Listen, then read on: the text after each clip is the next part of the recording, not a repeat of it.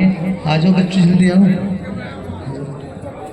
कारी महमूद साहब तशरीफ ले आए, कारी मौलाना मतलूब साहब तशरीफ ले आए।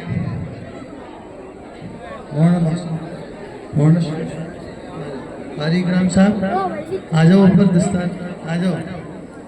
मुफ्ती काशिफ साहब आ जाओ भाई, ऊपर आ जाओ सब। जो बच्चियाँ आलिमा बनी हैं उनको भी मदरसे की तरफ से 3 सनद है और 1 बुर्का है माशाल्लाह, और बाकी कुछ किताबें हैं, कुरान पाक है, और इसके अलावा और भी चीज़ें इंशाअल्लाह हैं। उस दोपहर में जो प्रोग्राम था उसमें दे दी गई है माशाअल्लाह। अल्लाह कबूल फरमाए।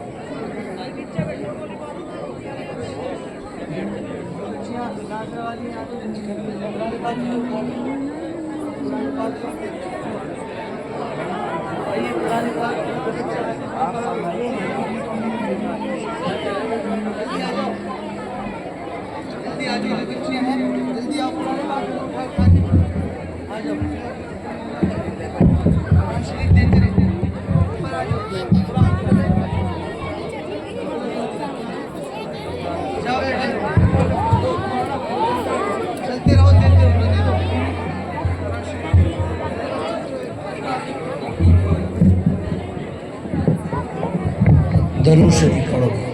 अल्लाहुम्मा सल्ली अला